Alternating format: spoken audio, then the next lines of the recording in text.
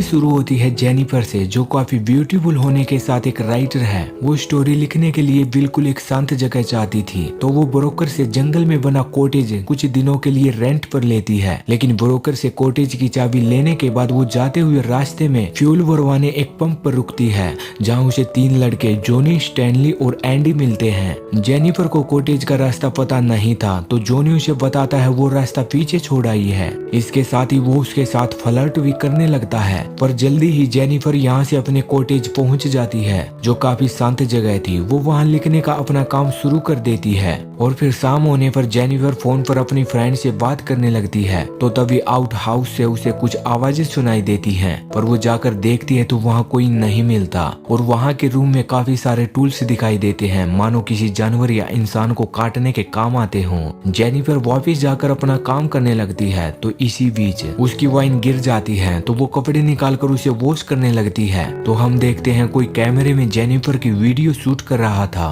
और फिर अगली सुबह जेनिफर जॉगिंग करने जाती है, तो रास्ते में वो एक पुराना घर देखती है। जेनिफर उसमें जाती है तो घर में कोई नहीं था, वहाँ भी कुछ अजीब से टूल्स रखे थे।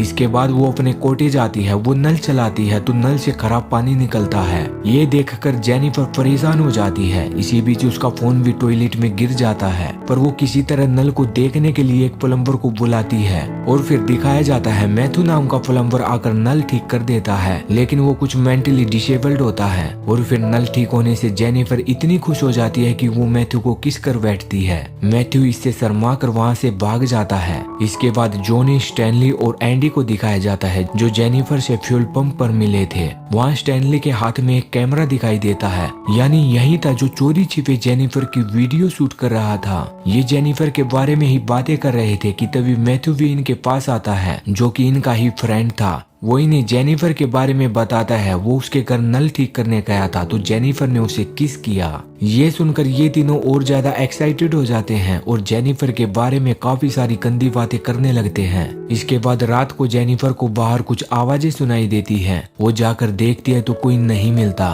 पर तभी जेनिफर वापस अंदर जाने लगती है, तो ये तीनों लड़के आकर उसके साथ बदतमीजी करने लगते हैं। वो जेनिफर को वाइन पीने को बोलते हैं, लेकिन जब वो नहीं पीती तो उसे खुद ही पिलाने की कोशिश करते हैं। पर कुछ देर बाद जेनिफर किसी तरह यहाँ से भागने में कामयाब हो जाती है। वो जंगल से भाग रही थी, तो रास्ते में उसे शरीफ मिलता है, जिसका नाम स्टोर्च होता है। सारी बात पूछकर जेनिफर को वापस से उसके कॉटेज लेकर जाता है, जहाँ वो किसी को कॉल करके बुलाता है और फिर वो भी जेनिफर के साथ काफी बुरा बिहेव करने लगता है। स्टोर्च तलाशी के नाम पर जेनिफर की बॉडी को गलत तरीके से छूता है और फिर कुछ देर बाद ही वे चारों लड़के वहाँ आ जाते हैं, क्योंकि कुछ देर पहले स्टोर्च ने उन्हीं को कॉल किया था। इसके बाद ये सभी जेनिफर का रेप करने लगते हैं, पर फिर से जेनिफर वहाँ से भाग निकलती है, लेकिन इस बार ये सभी उसे रास्ते में ही गिरा लेते हैं। जिसके बाद बारी बारी से सभी उसका रेप करते हैं। वो बेचारी चिल्लाती रहती है, छोड़ने को बोलती है, पर कोई उसकी एक नहीं सुनता।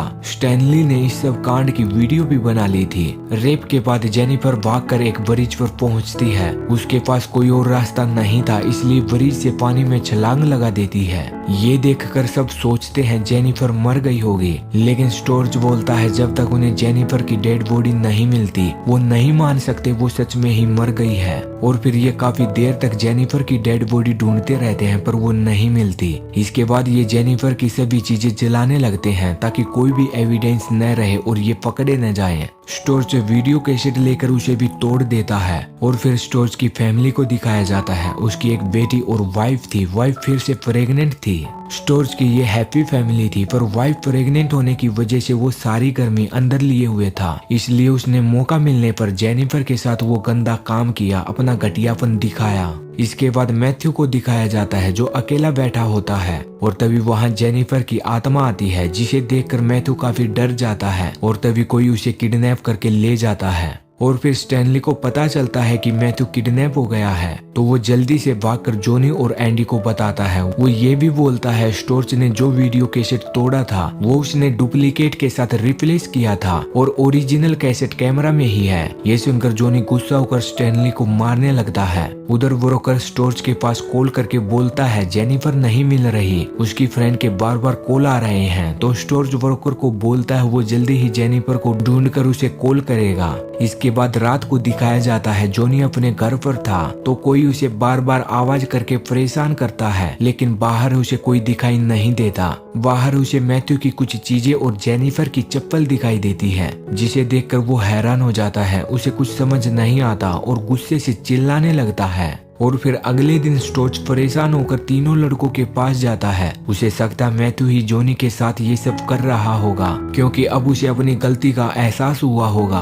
पर तीनों लड़के बोलते हैं वो उनका फ्रेंड है, ऐसा नहीं कर सकता, वो किसी प्रॉब्लम में भी हो सकता है, उसे ढूंढना चाहिए। दूसरी तरफ मैथ्यू को दिखाया जाता है जिसे जेनिफर ने बांध रखा था, यानी जेनिफर मरी नहीं थी, अब वो अपना बदला लेने के लिए वापस आई थी। मैथ्यू स्पाई देने लगता है, उसने बस अपने फ्रेंड्स के ज्यादा ही फोर्स करने पर उसके साथ गलत काम किया, उसकी कोई गलती नहीं है। लेकिन यहाँ जेनिफर कुछ न सुनकर उसके गले में रस्सी डालकर ले जाती है। एक तरफ स्टैनली और एंडी मैथ्यू को ढूंढ रहे थे तो स्टैनली का पैर एक ट्रैप में फंस जाता है। वो दर्द से चिल्लाते हुए एंडी को बुलाता है तो जेनिफर एक स्टिक से मारकर उसे बेहोश करके कॉटेज ले जाकर बाथटब के ऊपर बांध देती है। और फिर जेनिफर वापस से स्टैनली के पास जाकर उसे भी बांध देती है। स्टैनली अपनी आंखें बंद न कर सके इसलिए उसकी आंखों में कांटे डालकर पेड़ से बांध देती है और फिर उसे टॉर्चर करते हुए मरी हुई फिश उसके फेस और बॉडी पर लगा देती है, जिससे चील और कौवे उसकी स्मेल से स्टैनली की आंखें निकाल कर खा जाते हैं। यहाँ जेनिफर उसे बद से बदतर मौत देती है। इसके बाद वो एंडी के पास जाकर उसे भी टॉर्चर करते हुए उसका मुंह एसिड में डालकर मार डालती है। और फिर जेनिफर जॉनी के पास पहुंचकर उसे बेहोश करके घर लाकर न्यूड करके बांध देती है, जहां वो पहले उसके दांत निकालती है, उसके बाद उसके छोटे भाई को काट कर उसके ही मुंह में डाल देती है। इस तरह टॉर्चर करके जेनिफर जॉनी को भी मार डालती है। उन तीनों को मारने के बाद जेनिफर को थोड़ा सेटिस्फेक्शन होता है।